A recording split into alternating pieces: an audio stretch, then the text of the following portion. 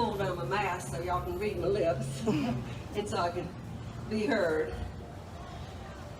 I am Jane Page. I'm pastor of the Unitarian Universalist Fellowship here in Statesboro. And yes, I am pastor of one of Brunswick too.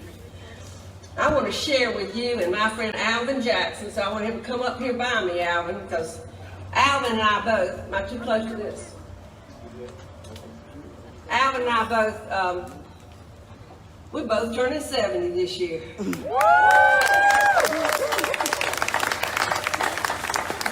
So we both grew up here in Bullitt County, but our lives were very different. Our lives were very different.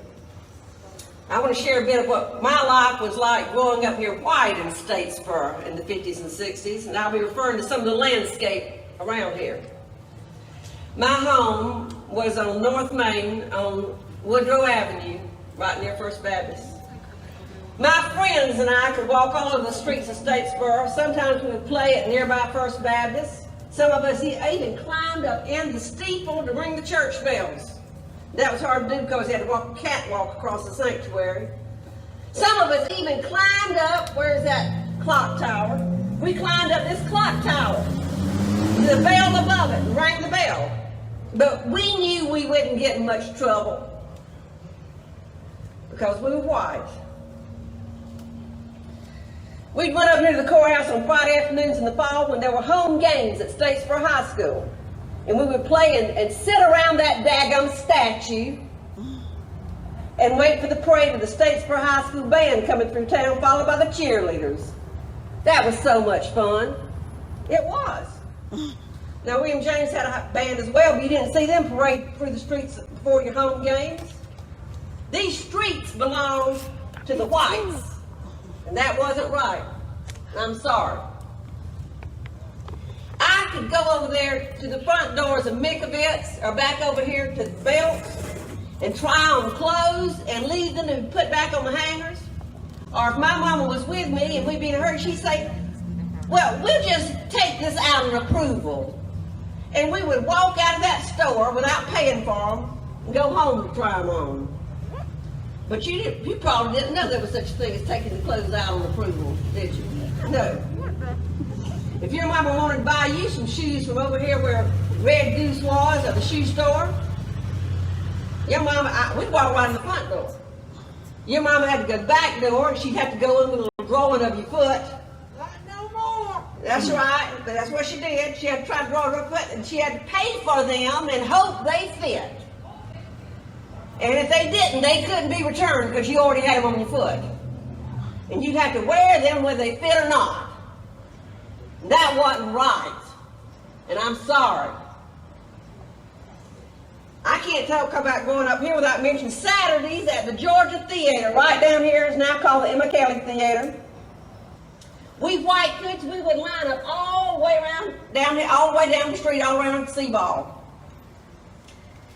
on Saturday afternoons, because we were going to go in and see a double feature with 6 cartoons. We'd pay our quarter to get in. And if our parents had given us some extra money, we'd get a bag of popcorn for 10 cents and a little old cup of Coke for 11 cents. That was not right. We had a good old time.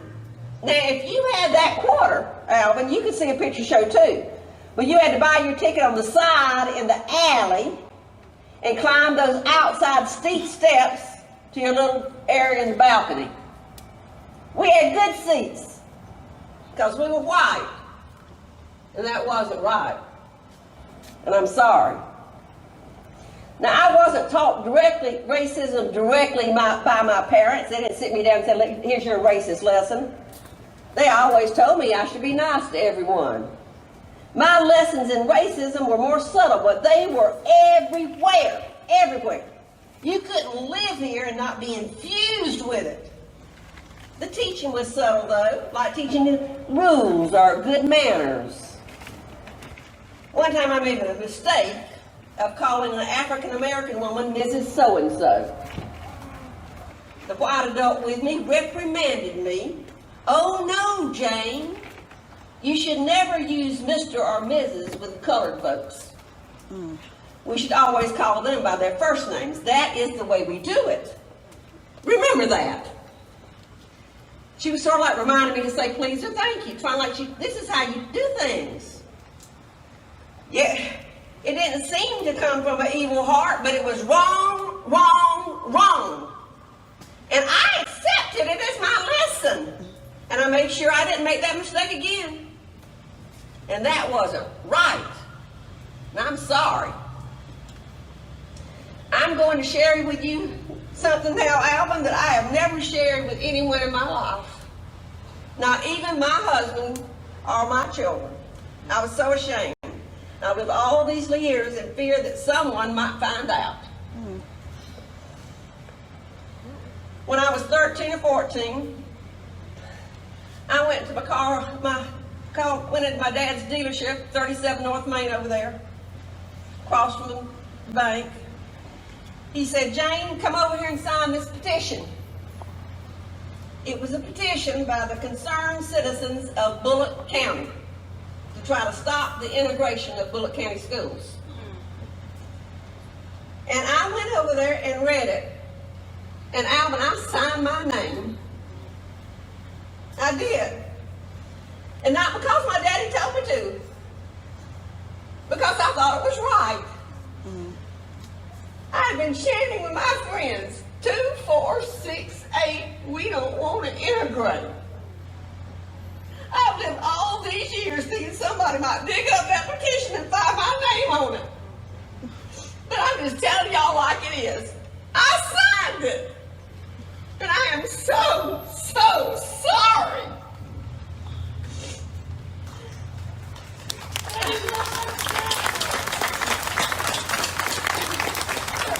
Finally, though, in 1965, you and other brave souls did integrate Statesboro High School. And I'll be honest, I was initially scared of you. When I would go to the bathroom on the first hall and maybe see 3 or 4 black girls there, I would leave and go all the way down to that stinking third hall where they had the ashtray so the girls could smoke without having to go outside to the smoking area used by the boys. I guess you couldn't go anywhere and smoke. That was better for your health.